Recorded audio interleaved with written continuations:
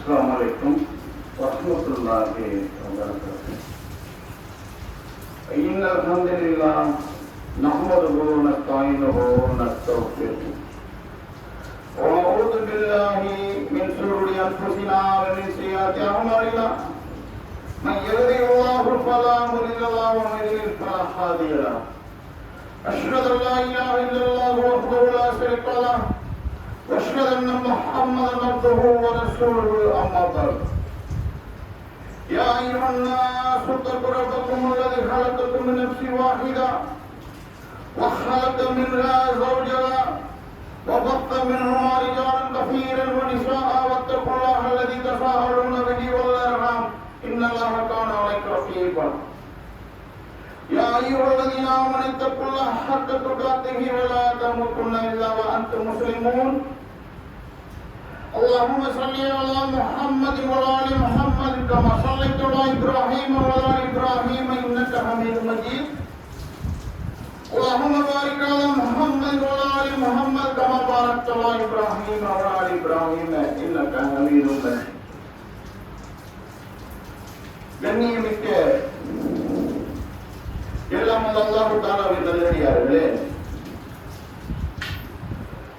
அல்லாஹ்வின் மாபெரும் கிருபையினால் அல்லாஹ்வை போற்றி புகழ்வதற்காகவும் அவனுடைய அறிவுரையை கேட்பதற்காகவும் இத்தருணம் நம் அனைவரும் ஒன்று கூடியிருக்கிறோம். அல்ஹம்துலில்லாஹ். இத்தருணத்தில் இறைவன் சொல்லக்கூடிய அறிவுரையில் ஒரு அறிவுரையை நினைவுபடுத்தியவனாக இந்த ஜும்மாவின் உரையை ஆரம்பம் செய்தது. அது என்ன அறிவுரை என்றால், அல்லாஹ் தஆலா தனது திருமறையில் சொல்லி காட்டுகிறான், அறிவுரை கூறுவீராக. அந்த அறிவுரை இறை நம்பிக்கையாளர்களுக்கு பயன் தரும் என்று சொல்லுகிறார். ஏன் இதை நினைவு கூறிவிட்டு தலைப்புக்கு செல்லுகிறோம் என்றால், எத்தனையோ அறிவுரைகளை கேட்டோம். பயான்கள் மூலமாக, பொதுக்கூட்டங்கள் மூலமாக, திருமுனை கூட்டங்கள் மூலமாக, மெகாபோன் பிரச்சாரத்தின் மூலமாக, மாநாடுகளின் மூலமாக, ஆண்கள் பெண்கள் பயான்களின் மூலமாக, தர்பியாக்கள் மூலமாக எண்ணற்ற வழிமுறைகளில் என்ன செய்யறோம்? அறிவுரைகளை கேட்டுக்கொண்டுதான் இருக்கிறோம். ஆனால் எந்த அறிவுரை நமது உள்ளத்தை தைத்து நமக்கு படிப்பினையாக மாற்றுகிறது? சற்று சிந்திப்பதற்காகவே இந்த வசனத்தை நினைவு கூறிவிட்டு நான் தலைப்புக்குள் செல்கிறேன். நாம் இன்று எடுத்திருக்கக்கூடிய தலைப்பு என்னவென்றால், இறைவன் மீது, படைத்த அல்லாஹ்வின் மீது பயம் கொள்ளுதல், இறையச்சம். இந்த இறையச்சத்தை பற்றி அல்லாஹ் தஆலா எண்ணற்ற வசனங்களை நமக்கு என்ன செய்கிறார்? சொல்லி காட்டுகிறான். அல்லாஹ்வுடைய தூதரும் சொல்லி காட்டிவிட்டு சென்றிருக்கிறார். அதுக்கு அல்லாஹ் சொல்லுகிறான் தனது திருமறையிலே, வலக்கத் ஸர்ரஃப்னா ஃபீ ஹாதல் குர்ஆனி லின்னாஸி மின் குல்லி மஸல். இந்த குர்ஆனில் மனிதர்களுக்காக ஒவ்வொரு உதாரணத்தையும் விவரிக்கிறோம். வகானல் இன்சான் அக்ஸரு ஷைஇன் ஜதலா. மனிதன் அதிகமானவற்றில் தர்க்கம் செய்யக்கூடியவனாக இருக்கிறான். அல்லாஹ் இந்த வசனத்தில் என்ன சொல்றான்? இந்த குர்ஆனில், இந்த வேதத்தில் மனிதர்களுக்கு ஒவ்வொரு உதாரணத்தையும் விவரிக்கிறோம். ஆனால் அந்த மனிதன் என்ன செய்யறான்? பெரும்பாலும் தர்க்கம் செய்யக்கூடியவனாக இருக்கிறான். இது ஒன்று. சொல்லி காட்டுகிறான். வலக்கது சர்ரஃப்னா ஃபி ஹாதல் குர்ஆனி லியத்தக்கர் வமா யஸீதுஹும் இல்லா நுஃபுரா. இந்த வசனத்தில் எப்படி சொல்லி காட்டுறான்? இந்த குர்ஆனில் அவர்கள் சிந்திப்பதற்காக பல சான்றுகளை வைத்துள்ளோம். இது அவர்களுக்கு வெறுப்பை தவிர வேறு எதையும் அதிகரிக்கவில்லை என்று சொல்றோம்.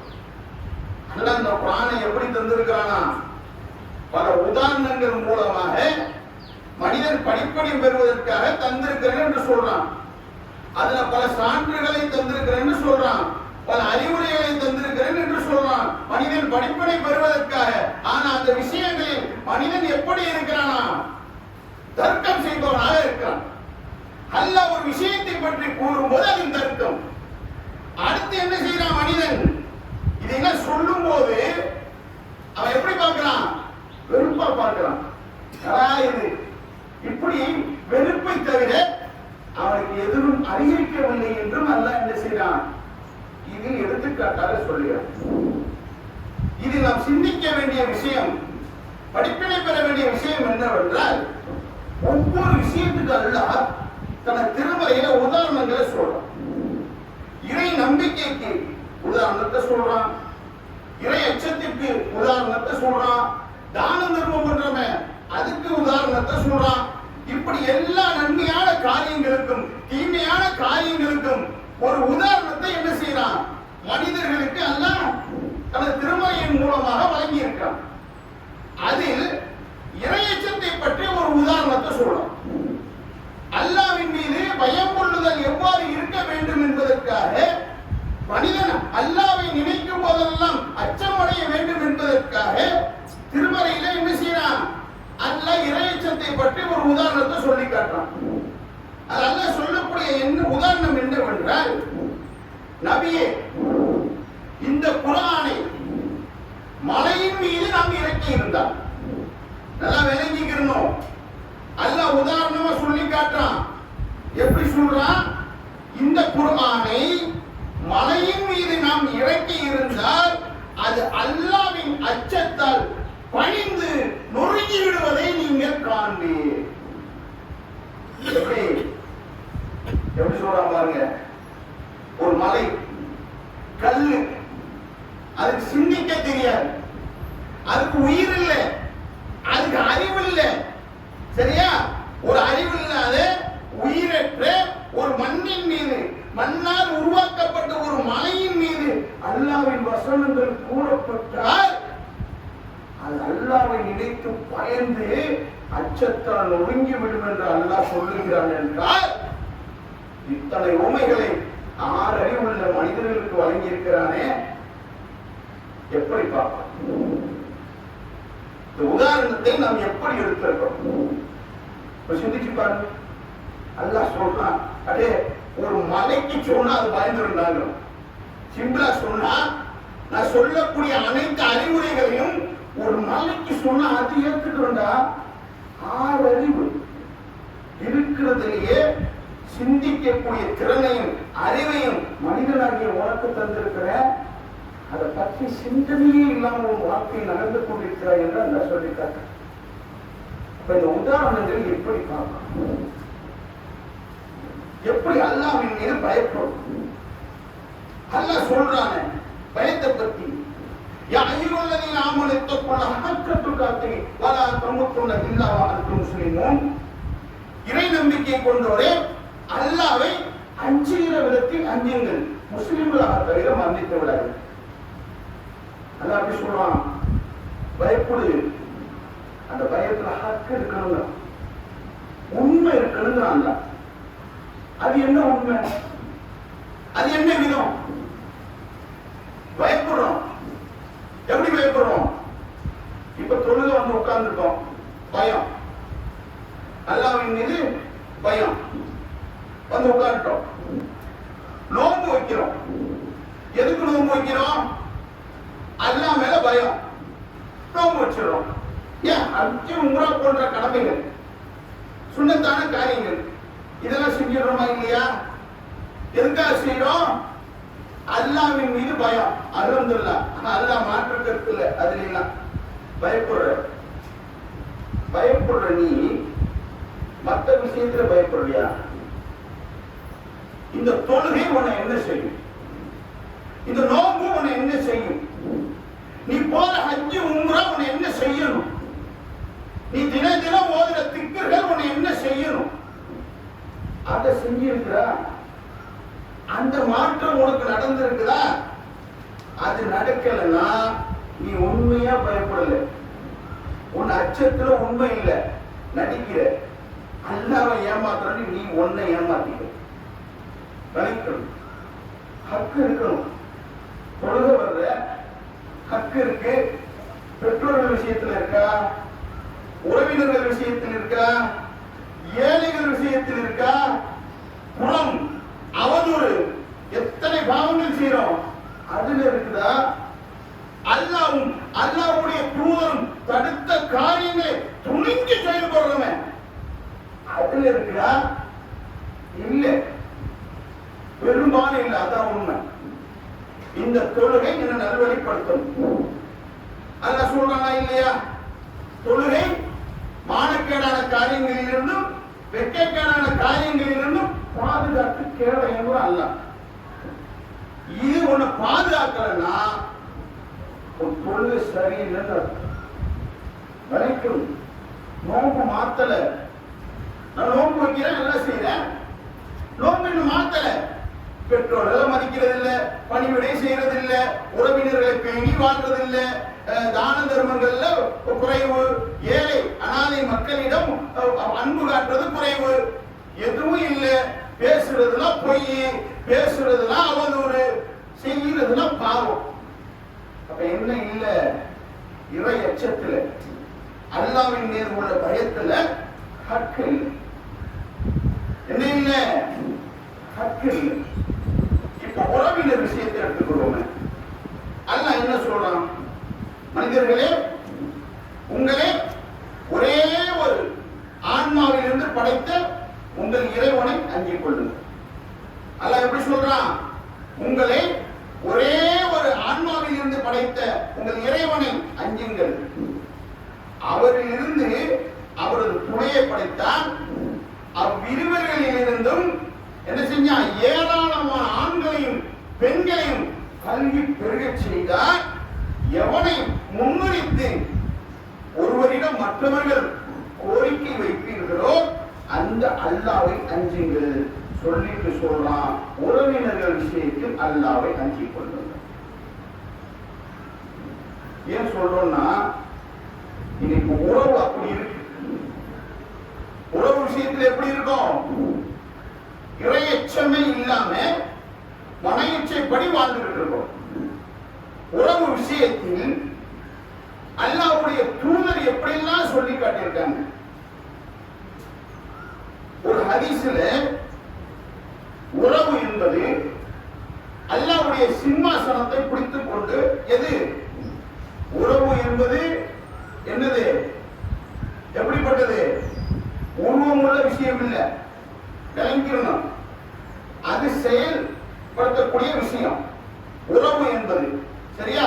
உருவம் இல்லாத விஷயம். என்னன்னா, அது சிம்மாசனத்தை பிடிச்சுக்கிட்டு நிக்கிறதா யோசிக்க முடியாது.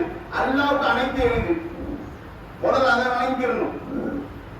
நம்ம என்னென்ன கற்பனை செய்யறோமோ, நமக்கு எதெல்லாம் முடியாதுன்னு பார்க்கிறோமோ அப்படின்னு அல்லாஹ் போய் பார்க்க கூடாது. சரியா? அவன் ஆங்கிற எழுத்த பேச வைப்பான், ஈங்கிற எழுத்த அழுக வைப்பான், ஊங்குற எழுத்த ஓட வைப்பான். அவனுக்கு அது எளிது. என்ன வேண்டாலும் செய்வான், எப்படி வேண்டாலும் செய்வான். அவனுக்கு அனைத்து காரியங்கள் லேசானது. அப்படித்தான் உறவு என்பது இறைவனுடைய சிம்மாசனத்தை பிடித்துக் கொண்டு ஒரு கோரிக்கையை வைக்கிறது. யா அல்லாஹ், உறவினர்கள் விஷயத்தில் நான் அஞ்சுகிறேன், நான் பயப்படுகிறேன் என்று சொல்லு. கோரிக்கையை வைக்கிறது. அப்ப அல்லாஹ் சொல்ற உறவை பார்த்து உறவு பேசுது இங்க. அப்ப அல்லாஹ் சொல்றான், உறவை பார்த்து சொல்றான், சற்று பொறுமையாயிரு, சற்று பொறுமையாயிரு என்று சொல்லிட்டு பிறகு அல்லாஹ் அந்த உறவுக்கு சொல்லக்கூடிய பாயிண்ட் என்ன தெரியுமா? உறவு உன்னிடம் யார் உறவாடுகிறானோ அவனுடன் நான் உறவாடுவேன். எப்படி? யார் உறவோடு இருக்கிறானோ அவனோடு அல்லாஹ் உறவோடு இருப்பான். யார் உன்னை துண்டிக்கிறானோ அவனை நான் துண்டித்து விடுவேன் என்று அல்லாஹ் உறவோட்ட சொல்லுகிறான் என்றால் அந்த விஷயத்துல எப்படி பயப்படணும்? இன்னைக்கு சாதாரணமா பார்க்கிறோம், உறவுகளை சாதாரணமா பார்க்கிறோம். ஆனா அல்லாஹ் எப்படி பார்க்கிறான்? நீ உறவோட இணங்கி இருந்தா நான் உன்னோட இணைஞ்சிருக்கேன், நீ துண்டித்து விட்டால் நான் துண்டித்து விடுவேன் என்கிறான் என்று அல்லாஹ் சொன்னால் இன்னைக்கு எத்தனை பேர் உறவை முறித்துவார்கள்? சிந்திச்சு பாருங்க. சின்ன காரணத்துக்கு, பெரிய காரணத்துக்குலாம் உறவை முறிக்கல, அற்பமான விஷயம் சொல்றேன். அந்த உறவை முறிப்பதற்கான காரணம் எதுவென்று சொல்றேன். இப்ப அல்லாஹ்வுடைய தூதர்கிட்ட ஒருத்தர் வர்ற, ஒருத்தர் வந்து சொல்ற, உறவு விஷயத்துக்காக சொல்ற. என்ன சொல்றாருன்னா, அல்லாஹ்வின் தூதரே, எனக்கு உறவினர்கள் சிலர் இருக்கிறாங்க. அந்த மனிதர் அல்லாஹ்வின் தூதரிடம் வந்து சொல்றாரு. என்ன சொல்றாரு? யார் சொல்லலாம்? எனக்கு சில உறவினர்கள் இருக்கிறார்கள், அவர்களுடன் நான் ஒட்டி உறவாடுகிறேன், ஆனால் அவர்கள் எனது உறவை முறிக்கின்றார்கள். அது எப்படி சொல்றாருன்னு நீங்க நல்லா வழங்கணும், கவனிக்கணும். அவர் என்ன சொல்றாரு? யார் சொல்லலாம்? எனக்கு சில உறவுகள் இருக்கிறாங்க, அந்த உறவோடு நான் நல்லபடியா உறவாடுறேன், நான் நெருங்கி போறேன், அவங்க என்ன செய்யறாங்க? என் உறவை முறிக்கிறார்கள், நான் அவர்களுக்கு உபகாரம் செய்கிறேன், எனக்கு அவர்கள் அபகாரம் செய்கிறார்கள். என்னை புண்படுத்தும் போது நான் என்ன செய்யறேன்? சகித்து போறேன், பொறுத்துக் கொள்கிறேன். ஆனா அவர்கள் என்னிடம் அறியாமையோடு நடந்து கொள்கிறார்கள். யார சொல்லலாம் என்று சொல்றார். எப்படி சொல்றாரு? எவ்வளவு மனவேதனை இருக்கும் இதை சொல்லும் போது. அவர் எப்படி சொல்றாருன்னா, நான் உறவுகள் இருக்கிறாங்க, அந்த உறவுகளுக்கு நான் உறவாடுறேன், நான் உறவாடணும்னு ஆசையை நெருங்கி போறேன், அவங்க விலகி போறாங்க, என்னை விட்டு விலகி போறாங்க. நான் அவங்க விஷயத்த நல்லா தான் நினைக்கிறேன், உபகாரம் தான் செய்யறேன், ஆனா அவர்கள் எனக்கு என்ன செய்யறாங்க? அபகாரம் செய்கிறார்கள். இப்படி அவங்க என்ன செஞ்சாலும் என்னை துன்படுத்தும் போதெல்லாம் நான் பொறுத்துக் கொள்றேன் அப்படின்னு அவர் சொல்றார். அப்ப அல்லாஹ்வுடைய தூதர் சொல்றாங்க, நீங்கள் சொன்னதை போன்று நீங்கள் சொன்னது உண்மையா இருந்தா, நீங்க சொல்ற மாதிரி நடந்திருந்தா, நீங்க உறவை பேணி உறவோடு உரையாடி உறவாடி அவர் உங்களிருந்து விலகி போய் நீங்க அவங்களுக்கு உபகாரம் செய்து அவர்கள் உங்களுக்கு அபகாரம் செய்து அவங்க செய்த அந்த இடையூறுகளை எல்லாம் நீங்கள் பொறுத்து கொண்டது உண்மையாக இருந்தால் அல்லாஹ்வுடைய தூதர் சொல்றாங்க, அவர்களது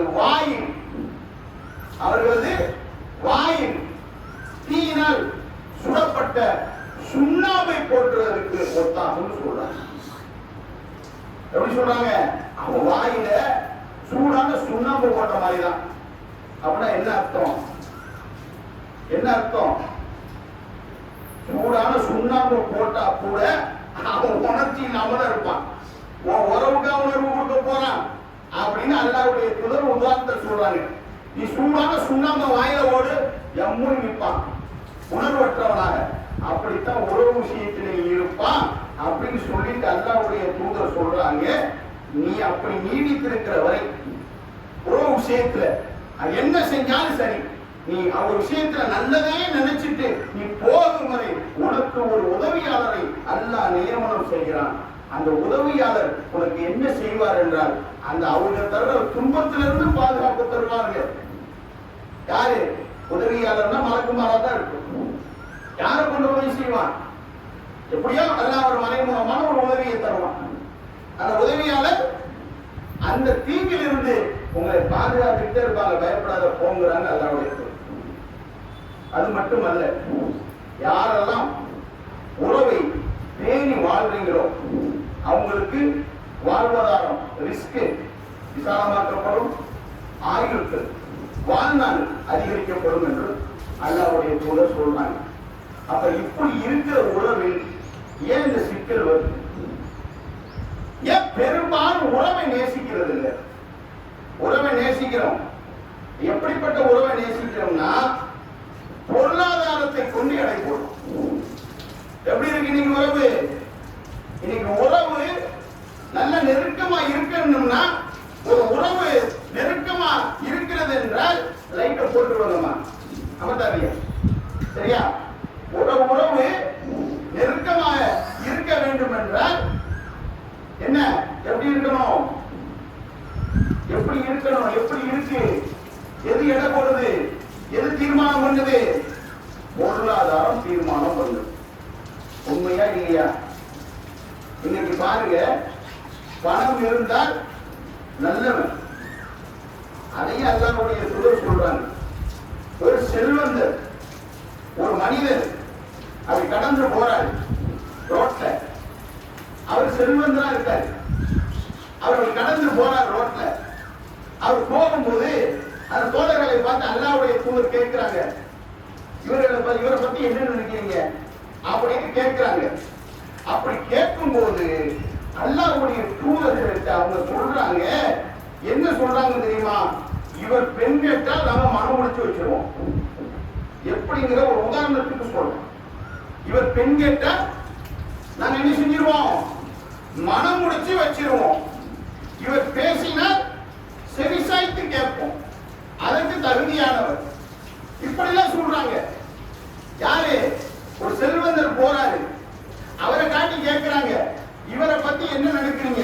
இவர் பெண்கள் தான், யோசிக்கவே மாட்டோம், அவ்வளவு கொடுத்துருவோம். இவர் என்ன சொன்னாலும் சரி, நாங்க என்ன செய்வோம்? செவிசாய்த்து கேட்போம். இந்த அளவுக்கு இவர் யார சொல்றாங்க? செல்வந்தரை பார்த்து சொல்றாங்க. இவர் போயிடுறாரு. அடுத்து ஒரு ஏழை போறாரு, பொருளாதாரம் இல்லாதவர். அவரை பார்த்து அல்லாஹ்வுடைய தூதர் கேட்கிறாங்க, இவரை பத்தி என்ன நினைக்கிறீங்க? இந்த போறாரு பாருங்க, சட்டையெல்லாம் கிழிஞ்சு கையெல்லாம் இருக்கா, இவரை பத்தி என்ன நினைக்கிறீங்க? இவரா? முன்னாடி இவர் பெண் கேட்டாலும் யாரும் கொடுக்க மாட்டாங்க. இவர் என்ன சொன்னாலும் யாரும் கேட்க மாட்டோம். இவர் அதுக்கெல்லாம் தகுதி இல்லை. யாரை பார்த்து? ஒரு ஏழையை பார்த்து. அப்ப அல்லாஹ்வுடைய தூதர் சொல்றாங்க, அவரை போன்ற வசதி படைத்தவர்கள், அதுக்கு முன்னாடி போனார்ல செல்வந்தர், அவரை போன்று வசதி படைத்தவர்கள் இந்த பூமி நிரம்ப இருந்தாலும் அவர்கள் அனைவரையும் விட இந்த ஏழையே மேலானவர். ஏன் தெரியுமா? ஏன் மேலானவர் பார்க்கணும். அதுக்காக ஒரு ஏழை மேலானவர், ஒரு செல்வந்தர் கீழானவர் அப்படி போயிருப்பார். எதன் அடிப்படையில் ஒரு ஏழை மேலானவர் என்றால் இறை நம்பிக்கையிலும் இறை எச்சத்தையும் அவர் அப்படி இருப்பார். நம்ம நினைக்கிறோம், ஒரு ஏழையை பார்த்தா அருவருப்பா நினைக்கிறோம். ஒரு ஏழையை பார்த்தா இவர் பேச்சு இல்லாம கேட்கிறது அப்படித்தானுங்க.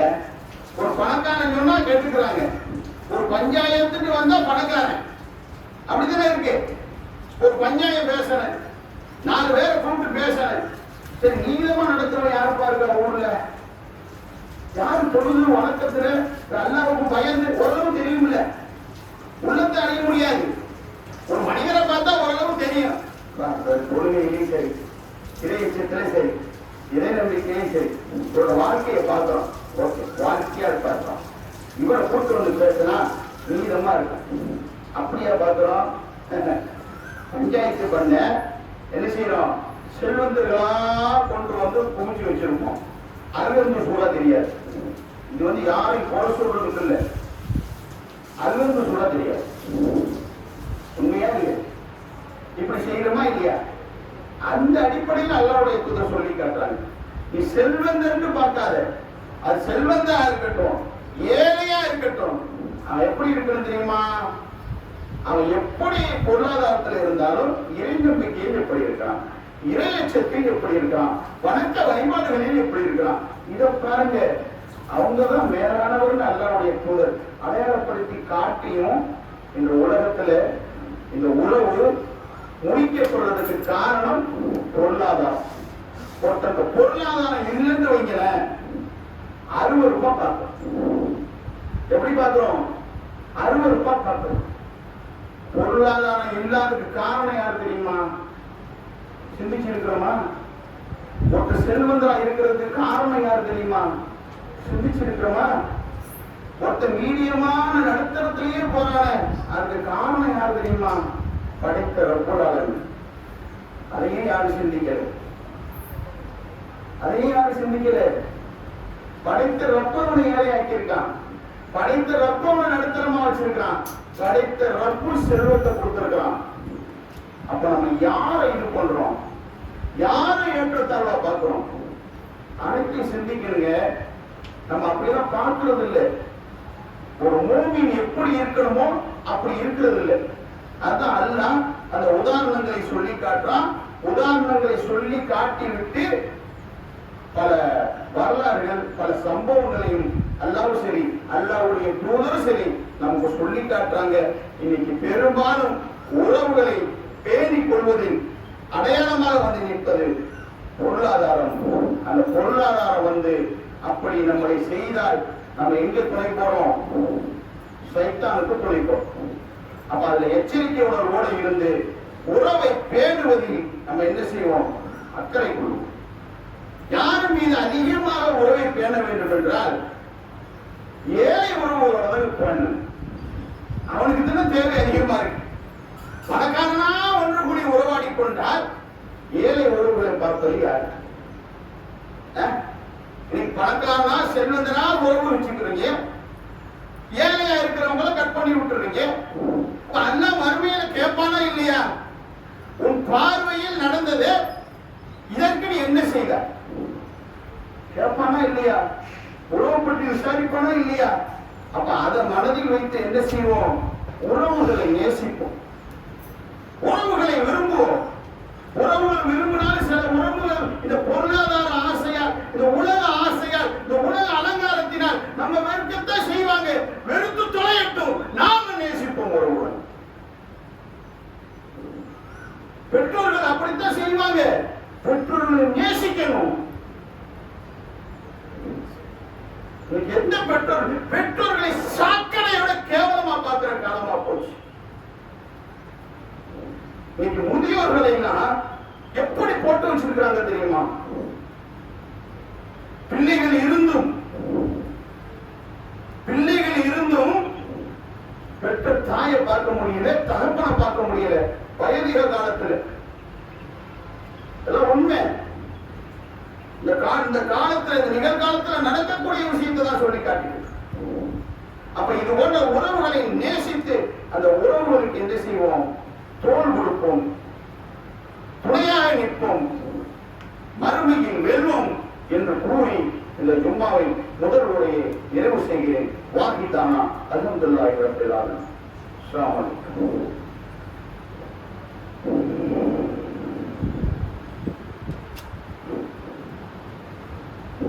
அன்புக்குரியவர்களே, ஏதோ இறையச்சம் அல்லாஹ்வுக்கு பயந்துக்கங்கன்னு சொல்லணும். ஆனா அல்லாஹ்வுடைய தூதர் சொல்லி காட்டுறாங்க, இந்த மனிதன் சில பாவங்களை எப்படி பார்க்கிறான் என்றால் முடியை விட மெலிதாக பார்க்கிறான். எப்படி தெரியுது? ஏன் பொய் பேசுறோம்? ஏன் புறம் பேசுறோம்? இது எதுக்கு? என்னடா திரும்ப திரும்ப ஒரே புறம் போய் தானா, வேற எதுவும் இல்லையா நினைக்க கூடாது. அது ஈஸியா செய்யணுமா இல்லையா? ஈஸியா பேசிட்டு போயிடுமா இல்லையா? ஈஸியா ஒருத்தரை பத்தி அவதூறு பரப்பிட்டு போயிடுறோமா இல்லையா? அது உண்மையா நடந்துச்சா? அது உண்மையா நடக்கலையா? அவர் செஞ்சானா? அவர் செய்யலையா? அதையெல்லாம் விசாரிக்காம அவதூறு பரப்பிட்டு போறோமா இல்லையா? அதுக்கான காரணம் என்ன? பாவங்கள் அனைத்தும் முடியை விட மெலிதாக தெரிகிறது. எப்படி தெரிகிறது? முடியை விட மெலிதாக தெரியுது.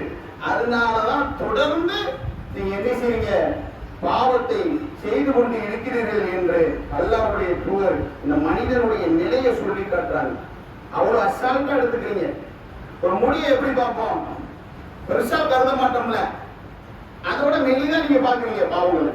அதனாலதான் இது போன்ற பாவங்கள் நம்ம தொடர்ந்து வந்துகிட்டே இருக்கு. அதே மாதிரி இன்னொரு விஷயத்தையும் அல்லாஹ்வுடைய தூதர் சொல்றாங்க, அல்லாஹ் நிச்சயமாக ரோஷக்காரன். அல்லாஹ் நிச்சயமாக ரோஷம் கொள்கிறான். அல்லாஹ்வின் ரோஷம் என்பது அவன் தடை விதித்துள்ள ஒரு விஷயத்தை மீறி செய்யும் போது அல்லாஹ் ரோஷம் கொள்கிறான், கோபம் கொள்கிறான் என்று அல்லாஹ்வுடைய ரோஷம். எப்படி உன்னை தடுத்திருப்பான், அதை மீறி செய்து. அப்ப இதெல்லாம் கவனமா இருக்கணும். இந்த இறையச்சத்தில் இறை நம்பிக்கையில் பலவீனமா இருக்கிற அன்பு சமுதாயமே அல்லாஹ் பார்த்து கொண்டிருக்கிறான். பெற்றோர்களை நம்ம என்னெல்லாம் செய்யறோமோ அதையும் பார்த்துக்கிட்டு இருக்கான். உறவுகளை நம்ம என்னெல்லாம் செய்யறோமோ அதையெல்லாம் அல்லாஹ் பார்த்துக்கிட்டு இருக்கான். ஒண்ணு விடாம பார்க்கிறான். அவன் கண்காணிப்பவன். அவங்க அருகில் இருந்து கண்காணித்துக் கொண்டிருக்கிறான் என்று அல்லாஹ் சொல்லி காட்டிக்கிட்டு இருக்கான். ஆனா நம்ம எப்படி இருக்கிறோம்? ஏதோ தூரத்துல இருந்து ஒரு கேமரா வச்சிருக்கிறான். அந்த கேமரா எந்த பக்கம் ரொட்டேட் ஆகுதோ அந்த பக்கம் உள்ள வந்து மாட்டுவான் அப்படின்னு நினைச்சுக்கிட்டு இருக்கிறோம். நம்ம அதென்ன செய்யறோம்? பாவம். அதென்ன உறவுகளை பார்க்கறது இல்ல. காரணம் என்ன? அல்லாஹ்வை எப்படி பார்க்கிறோம்? அல்லாஹ் நம்மளை பார்த்துக்கிட்டே இருக்கிறான் பார்க்கிறோம். இது எப்படி ஹெல்மெட்டுக்கு கேமரா வச்சு பிடிக்கிறானோ அதே மாதிரி அல்லாஹ் கேமரா வச்சுக்கிட்டு இருக்கிறான். நம்ம அப்படி செய்யும் போது கேமராவை மாட்டினா தான் மாட்டுவோம், இல்லாட்டி நம்ம தப்பிச்சிருவோம் அப்படின்னு நினைச்சிருந்தா நம்ம இது மாதிரி முட்டாள யாரும் இல்லை, மூடர்கள் யாரும் இல்லை. அனைத்தையும் பார்க்கிறோம், எல்லாத்தையும் பார்க்கிறான். நீ அசைகிற கை அசைவு, நீ பேசுற பேச்சு, நீ உள்ளத்துல நினைக்கிறது, நீ நாளைக்கு நினைக்க போறது, நீ நாளை கழிச்சு நினைக்க போறது, நீ அடுத்த நாள் செய்ய போறது, அனைத்தையும் அல்லாஹ் வாட்ச் பண்ணி கொண்டுகிட்டு இருக்கிறான். அதை கவனத்தில் கொண்டு என்ன செய்வோம்? மாறிக்கொள்வோம். மாறிக்கொண்டு இணையத்தோடு வாழ்வோம், முஸ்லிம்களாக மன்னிப்போம் என்று கூறி இந்த உரையை நிறைவு செய்கிறேன். வாஹிதானா அல்ஹம்துலில்லாஹி ரப்பில் ஆலமீன். அஸ்ஸலாமு அலைக்கும் வரஹ்மத்துல்லாஹி.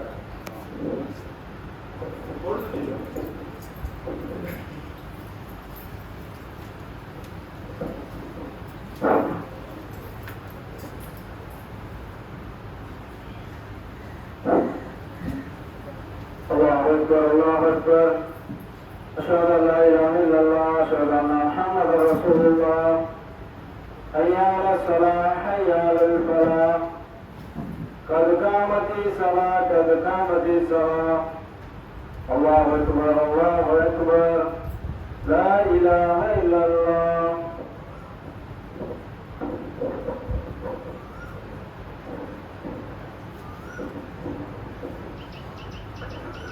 رسول الله صلى الله عليه وسلم.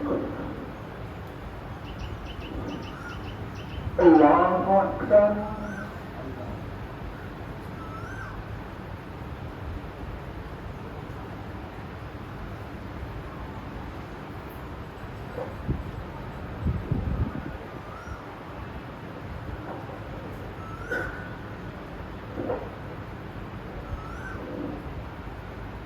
الحمد لله رب العالمين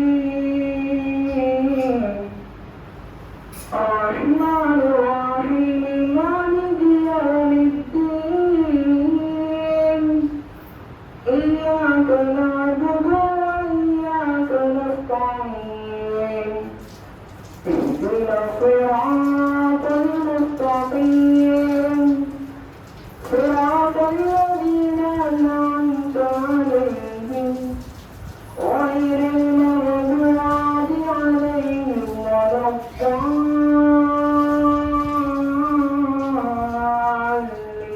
الضالين. آمين.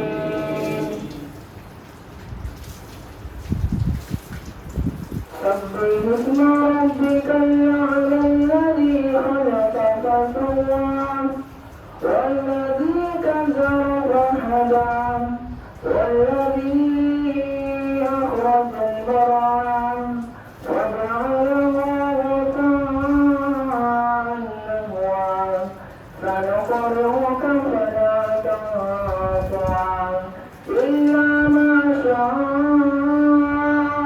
الله إنه يعلم الجهر وما يخفى ونيسرك لليسرى فذكر إن نفعت الذكرى سيذكر من يخشى ويتجنبها الأشقى الذي يصلى النار الكبرى ثم لا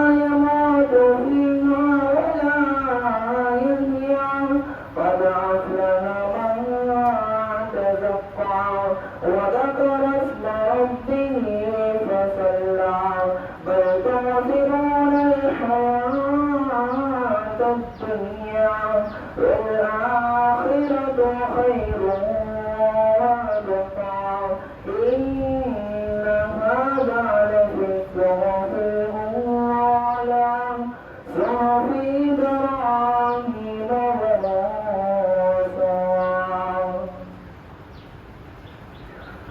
الله أكبر.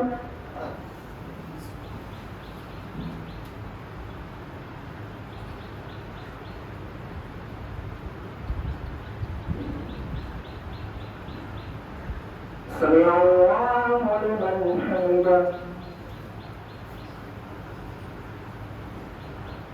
الله أكبر.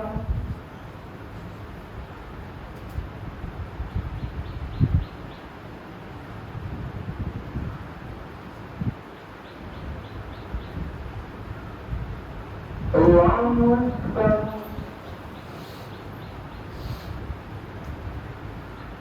الله أكبر.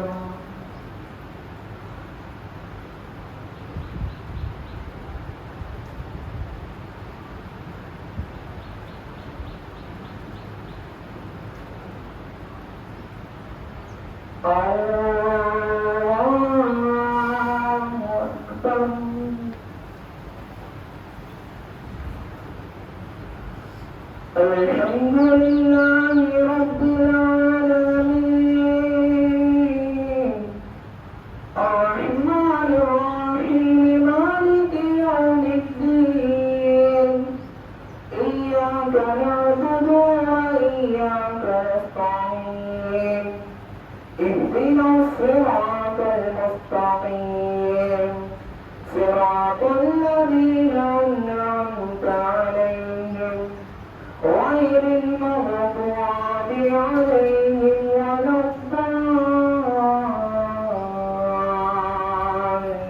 الضالين. آمين.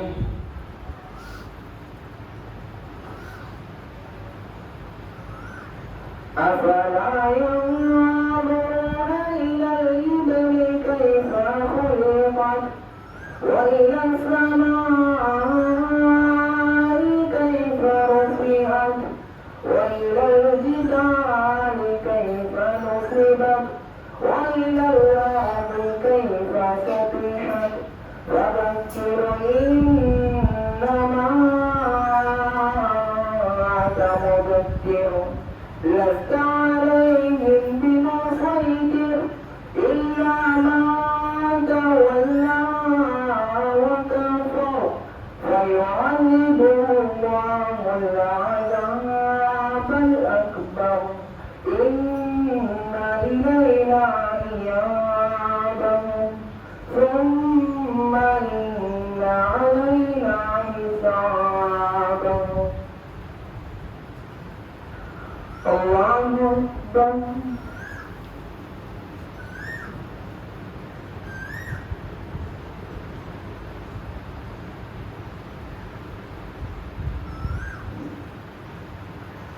سمع الله لمن حمده.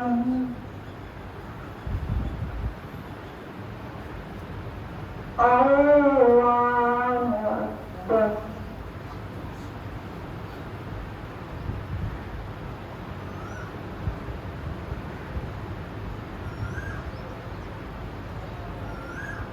الله أكبر.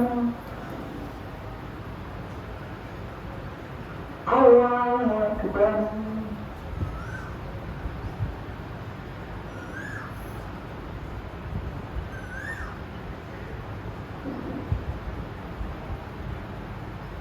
الله أكبر.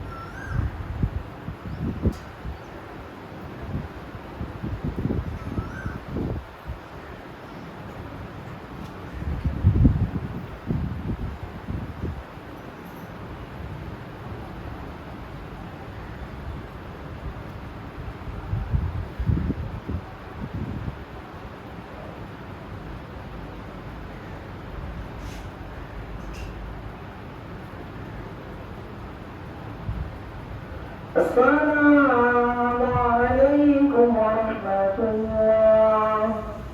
السلام عليكم ورحمة الله.